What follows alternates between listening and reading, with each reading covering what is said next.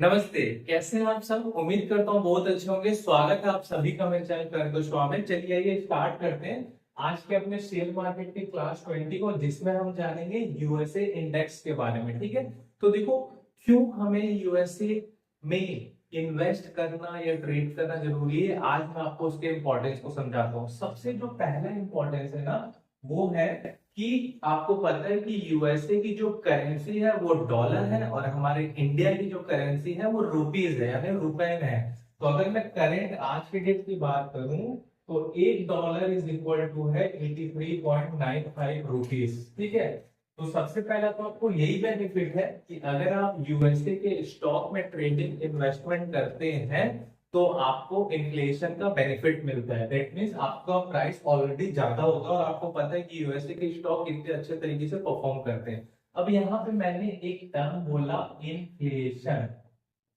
ठीक है, तो ये क्या होता है? देखो, आपने कई बार सुना होगा कि इन्फ्लेशन समय के साथ बढ़ते जा रहा है बट हमारा इनकम नहीं बढ़ा। तो इन्फ्लेशन का मतलब क्या होता है? अगर मैं आज से 10 साल, चलो मैं एग्जांपल लेता हूँ, आज एक डॉलर बराबर 83.95 रुपीज है। अगर मैं बात करूं 2014 की, तो 2014 में ना एक डॉलर बराबर 62 रुपीज था, मतलब। ठीक है, तो देखो ये 62 से 83 हो गया। तो जो समय के साथ जो रेट बढ़ता है ना, इसी प्रोसेस को हम इन्फ्लेशन कहते हैं। लेकिन दिक्कत क्या हो रहा है यहाँ पे, इस चीज को आपको समझना बहुत जरूरी है कि आज से ना 5 साल 10 साल पहले एक मजदूर 300 रुपए कमाता था। ठीक है, एक नॉर्मल, एक एकदम स्टार्टिंग पर्सन बोल रहा हूँ, एक सेल्स पर्सन ना 6 से 7 हजार रुपए कमाता था।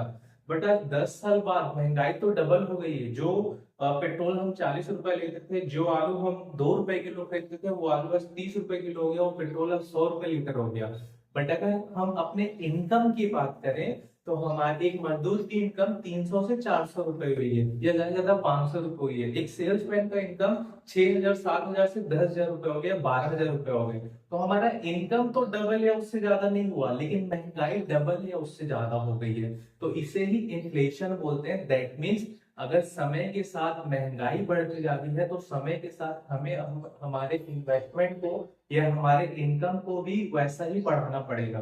तो ये इन्फ्लेशन का आप समझ गए होंगे। तो यूएसए के मार्केट में इन्वेस्ट करने से आपका इन्फ्लेशन भी बना रहता है, क्योंकि समय के साथ इसका प्राइस बढ़ रहा है, तो आपका जो इन्फ्लेशन है वो एडजस्ट होता है। दूसरा सबसे जो मेन बेनिफिट है वो आपको क्या मिलता है? फ्रैक्शनल इन्वेस्टमेंट का बेनिफिट मिलता है। ठीक है, I can write down here fractional investing. चलो अब समझते हैं कि फ्रैक्शनल इन्वेस्टिंग क्या होता है। ठीक है, तो देखो, अगर मैं यूएसए का एक सपोज एक स्टॉक लेता हूँ, एप्पल। आप सब एप्पल का फोन यूज करते होगे। ठीक है, तो एप्पल का अभी करंट अगर मार्केट प्राइस पूछो तो 209.27, ये आपका डॉलर में है। अगर आप इसको कन्वर्ट करोगे इंडियन रुपीज में, तो 26,565 रुपए होगा। ठीक है, मतलब कि अगर आपको एप्पल का एक शेयर खरीदना है, तो उसके लिए आपको 26,565 रुपए देना पड़ेगा। बट आपको ये ऑप्शनल मिल जाता है फ्रैक्शनल इन्वेस्टिंग में कि अगर आपके पास 1,000 रुपए है, मैं बोलता हूँ 1,000 छोड़ो, अगर आपके पास 100 रुपए है, तो 100 रुपए दे के भी आप एप्पल के एक शेयर को खरीद सकते हो। मतलब एप्पल के शेयर को खरीद सकते हो, एक शेयर को नहीं खरीद सकते। अब होता क्या है, ठीक है, एक शेयर को ना पॉइंट में डिनोट कर देता है या डिवाइड कर देते हैं यूएसए के स्टॉक वाले। ठीक है, और 100 रुपए के बदले जितने भी पॉइंट आएंगे, एक शेयर नहीं, एक शेयर का जितना भी पॉइंट आएगा वो आपको मिल जाता है। तो इसे ही फ्रैक्शनल इन्वेस्टिंग बोलते हैं। फ्रैक्शनल इन्वेस्टिंग का मतलब ये होता है कि अगर किसी शेयर का प्राइस 2,000 रुपए है और आपके पास सिर्फ 100 रुपए है, तो आप 100 रुपए दे के भी उस शेयर को खरीद सकते हो। आपको 100 रुपए के बदले में जितना भी पार्टीशन शेयर का आएगा वो आपके पास मिल जाएगा। तो आप फ्रैक्शनल इन्वेस्टिंग कर सकते हो। आप 26,000 रुपए इन्वेस्ट नहीं कर सकते, लेकिन आप 1,000 रुपए तो इन्वेस्ट कर सकते हो। 1,000 रुपए इन्वेस्ट करके शेयर खरीद लो। भाई जब एप्पल की शेयर का प्राइस बढ़ेगा, तो आपका 1,000 रुपए भले उसकी वैल्यू पॉइंट में, बट 1,000 रुपए की भी वैल्यू बढ़ेगी। तो ये कुछ दो बेनिफिट है कि एक तो आपका डॉलर इन्फ्लेशन को एडजस्ट करता है, दूसरा आपको फ्रैक्शनल इन्वेस्टिंग का बेनिफिट मिलता है। ठीक है, चलो अब जानते हैं कि यूएसए के कौन से वैसे इंडेक्स हैं और कौन से ऐसी कंपनी है जो आपके लिए बहुत यूजफुल हो सकती है। तो चलिए समझते हैं। अगर मैं यूएसए के पहले इंडेक्स के बारे में बात करूँ ना, तो वो होता है डाउ जोन्स। ठीक है, आपने सुना होगा, तो ये होता है डाउ जोन्स। ठीक है, तो ये जो डाउ जोन्स है ना, ये यूएसए की टॉप 30 कंपनी को लेकर ये इंडेक्स बना होता है, ठीक है। जैसे हमारे यहाँ सेंसेक्स है जो कि टॉप 30 कंपनी को लेकर बना है, वैसे यूएसए में जो डाउ जोन्स होता है वो यूएसए की टॉप 30 कंपनी को रिप्रेजेंट करता है। अब इसके अंदर की कंपनी को बात करूँ ना, तो आपने अमेरिकन एक्सप्रेस का क्रेडिट कार्ड यूज किया होगा या सर्विस यूज की होगी, ठीक है। आप भाई कोल्ड ड्रिंक पीते हो तो आपने कोका कोला तो जरूर पिया होगा, ठीक है। आप विंडोज ऑपरेटिंग सिस्टम यूज करते हो, दैट मीन्स मैं बात कर रहा हूँ माइक्रोसॉफ्ट की, ठीक है। उसके अलावा इसमें आपका मैकडोनल्ड्स, आप बर्गर खाए होंगे तो मैकडोनल्ड्स भी इसका है। आप जूते पहनते होंगे तो नाइकी भी इसके अंदर आता है। तो ये सब जो कंपनी है ना बड़ी बड़ी, ये कंपनी आपकी डाउ जोन्स के अंदर आपको आती है। और आपको पता है भैया, माइक्रोसॉफ्ट हो गया, मैकडोनल्ड हो गया, नाइकी हो गया, कोका कोला हो गया, अमेरिकन एक्सप्रेस हो गया, सॉलिड सॉलिड कंपनी है जो कि बहुत अच्छा परफॉर्म कर रही है। तो ये इसके अंदर आता है। अगर मैं सेकंड इंडेक्स की बात करूं तो सेकंड इंडेक्स बड़ा फेमस है, ठीक है। उसका नाम है नेस्डेक। आपने बहुत बार सुना होगा। सेकंड जो इंडेक्स होता है वो होता है नेस्डेक। तो जो नेस्डेक होता है ना, वो यूएसए की 3000 कंपनियों को रिप्रेजेंट करता है। मतलब इसके अंदर आपको 3000 कंपनी मिल जाएगी, ठीक है। बट देखो, नेस्डेक में बहुत सारी हर सेक्टर की कंपनी लिस्टेड है, बट जो हमारे काम की है ना वो है टेक रिलेटेड। तो जितनी भी टेक रिलेटेड कंपनी होती है वो नेस्डेक इंडेक्स के अंदर आती है। अगर मैं टेक रिलेटेड कंपनी की बात करूं तो भैया आप मजा आ जाएगा। देखो, Amazon, आप सब Amazon यूज करते हो, Amazon प्राइम लेते हो, वीडियो देखते हो, पंचायत हो गया, मिर्जापुर हो गया, सब Amazon प्राइम में ही देख रहे हो, ठीक है। गूगल, कौन गूगल यूज नहीं करता भाई, मेरे को ये बताओ। गूगल है। माइक्रोसॉफ्ट इसके अंदर भी आता है, ठीक है। इसके अलावा क्या बन गया, एप्पल, आपकी एप्पल कंपनी भी इसके अंदर आएगी। एप्पल के बाद आपका फेसबुक हो गया, ठीक है। तो फेसबुक भी इसके अंदर आता है। तो भैया नेस्डेक के अंदर Amazon, Google, Microsoft, Apple, Facebook, ये सब को आप यूज करते हो। अरे भाई 24 घंटे में 8 घंटा यूज करते हो। ये सब आपकी नेस्डेक के अंदर आ गई, ठीक है। तो आप इस कंपनी को ट्रेड कर सकते हो या इन्वेस्टमेंट कर सकते हो, ठीक है। अगर मैं तीसरा बात करूँ ना, तो तीसरा जो इंडेक्स होता है वो होता है रसेल 2000, ठीक है।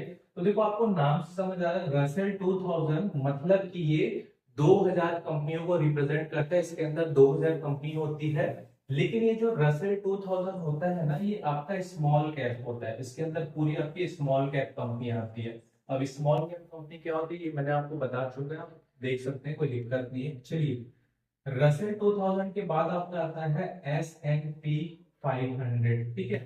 तो देखो, ये जो S&P 500 कंपनी होती है ना, 500 कंपनी लार्ज कंपनी होती है। मतलब कि S&P 500 लार्ज 500 कंपनी को लेकर बना हुआ है, और ये पूरी लार्ज कंपनी होती है, लार्ज कंपनी को ये रिप्रेजेंट करता है, ठीक है। चलो, इसके बाद हम आते हैं, इसके बाद एक होता है TSX। तो ये जो TSX होता है ना, ये 1500 कंपनी को लेकर ये इंडेक्स बना हुआ है, जो कि यूएसए की 1500 कंपनी को रिप्रेजेंट करता है। चलो, छठवा आते हैं। छठवा बड़े काम का है। छठवा है आपका डॉलर इंडेक्स, ठीक है।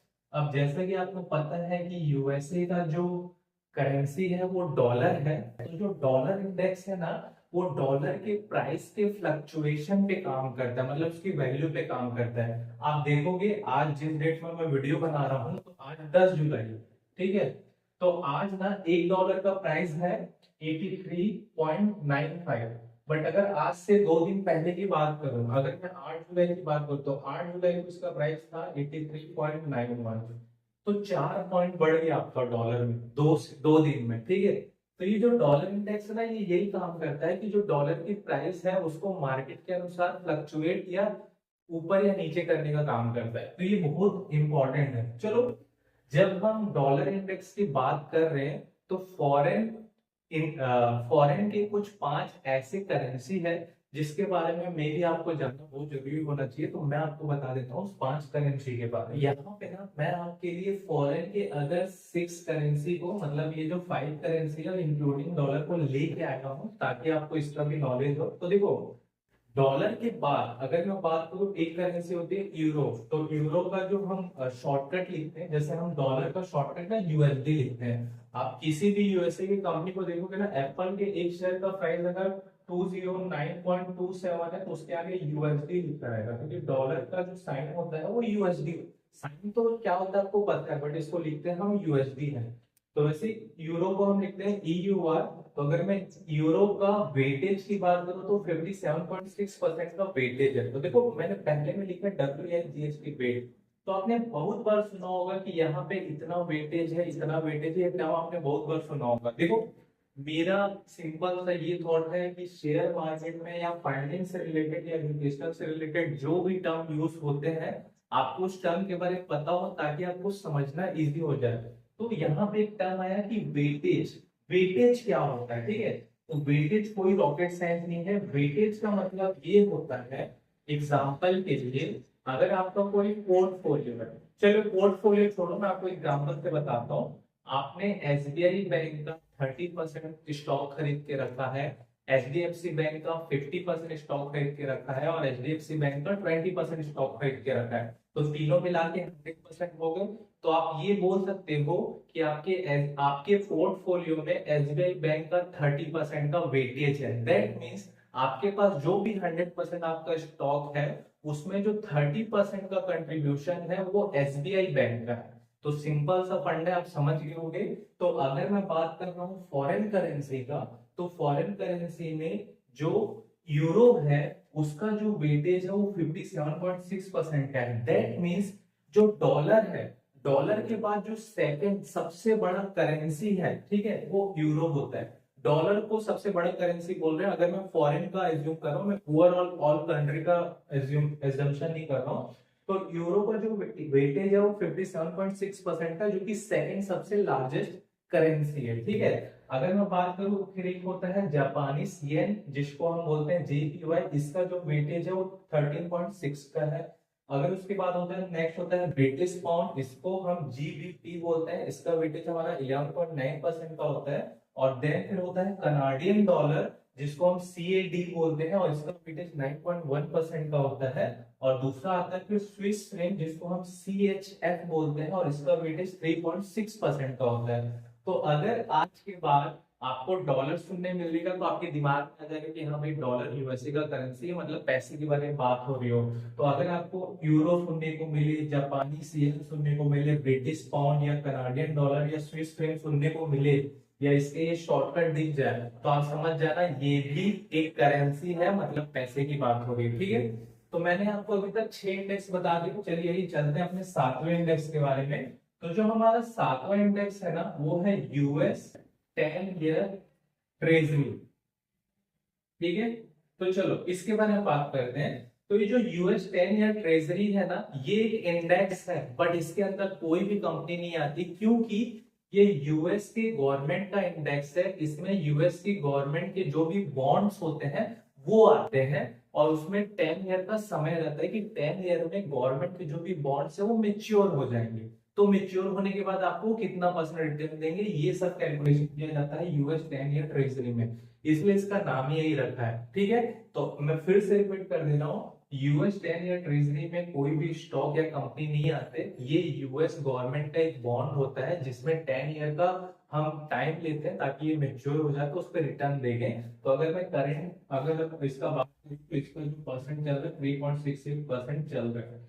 तो ये मेरा ओवरऑल था कि यूएसए यूनाइटेड स्टेट अमेरिका के स्टॉक में आपको क्यों इन्वेस्टमेंट करना चाहिए, क्या बेनिफिट है, उसके कौन कौन से इंडेक्स है और क्या बेनिफिट है। तो देखो अगर मैं अपनी नॉलेज में बात करूं, पर्सनली मैं जिस पे एनालिसिस करता हूं, तो मैं जनरली दो चीज पे एनालिसिस करता हूं, एक डाउ जोन्स और एक नैस्डैक, क्योंकि ये मेरे काम का है भाई। मेरे मेरे गूगल, मेरे अमेजोन, मेरे माइक्रोसॉफ्ट, एप्पल, फेसबुक सब इसी में आते हैं, ठीक है। उसके अलावा अगर आप American express, Coca Cola, McDonald's या नाइकी वगैरह में इन्वेस्टमेंट करना चाहते हो तो आप जा सकते हो। दूसरा मुझे मेन मतलब लगता है ये डॉलर इंडेक्स से, क्योंकि भैया डॉलर जितना ज्यादा बढ़ेगा उतना मेरे बेनिफिट के लिए अच्छा है, ठीक है। तो ये ओवरऑल समरी था।